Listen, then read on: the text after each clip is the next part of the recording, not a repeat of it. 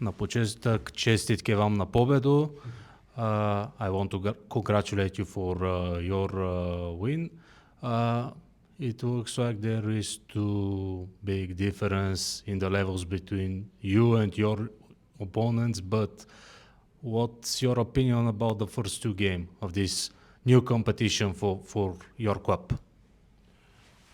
Oh, yes, I mean, today was obviously, we dominated the game, but we obviously respect every single team we play, and we were not good the first game, so it was a tighter contest. This game we really made sure that we come out with the right energy and we come out with the right discipline to actually play well, which is most importantly, but again at the same time to represent our club in the right manner too in New Zealand. And considering there was only 2 games and one was washed out, we wanted to make sure that this second game is we present ourselves in the right way.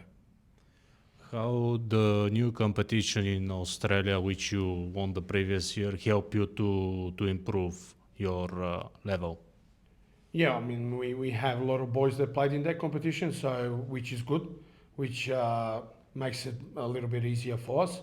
So the new boys that came in, they gelled very well, and they were able to obviously understand the principles and the way we want to play.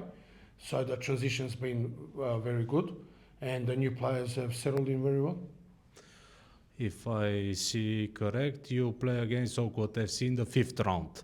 This is a team from A-League. Of course, they don't play with their first team here, but do you think that in next months you have the same level like them to be big competitor for club like Cohadzic FC?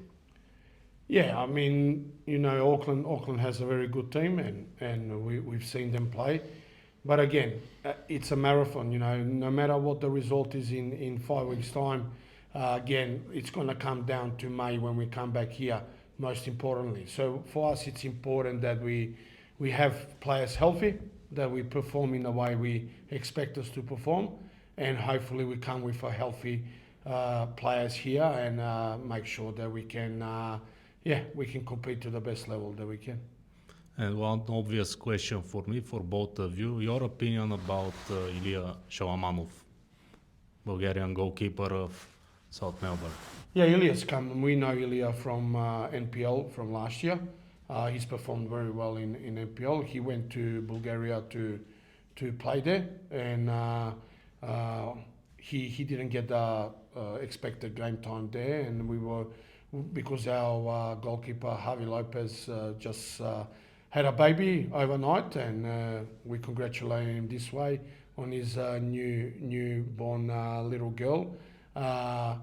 We brought Ilya because it's very important for us to have 3 quality goalkeepers. So the 3 boys that are there are top goalkeepers, each one of them. So it's going to help us, especially that we have so many competitions in front of us.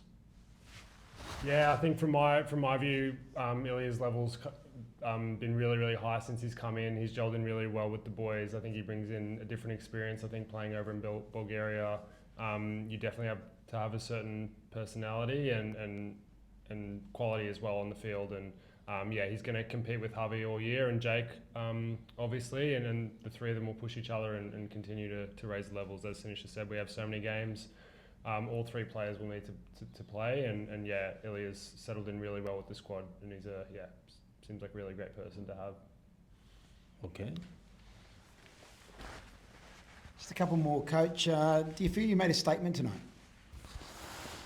It's not a statement. It's about us playing the way we want to play, and that just shows that if we're on song and when we do what we need to do, we will be able to do things like that. Now, how we go about playing other teams is obviously it's going to be different. Every game will be different. But again, we look at ourselves. We make sure that we present ourselves in the right manner. But again, statement comes in May. If we're there, not if we're there, but we want to be there on the last day. And that's where we want to make sure that the statement's made on that day, on the last day here.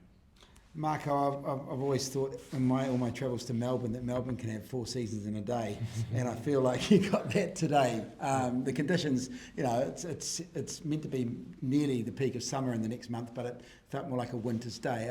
Were the conditions a factor at all for you guys, or are you used to a little bit of that at home playing footy? Yeah, I mean, to be honest, that is pretty similar to what we get in winter, and that's how we play most of our competition through the middle of winter.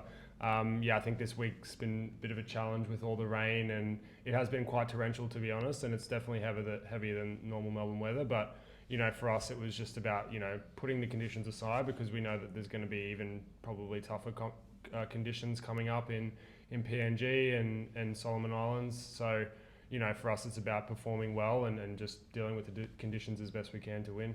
So phase 2 of the campaign starts now. You head to the tropics, and you go to 30s, and I think someone said it was 40 in Port Moresby today, and humid. So that presents different challenges, doesn't it, Sinisa?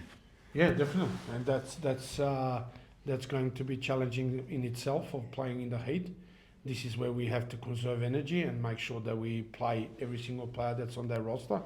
Again, but we will not change the way we go about playing football, and again, we're just going to make sure that we use every single player, spreading the load through the whole squad, and I think that we should be fine as long as we obviously have that energy that we presented today, and that was lacking probably in the first game, and I think we'll be fine.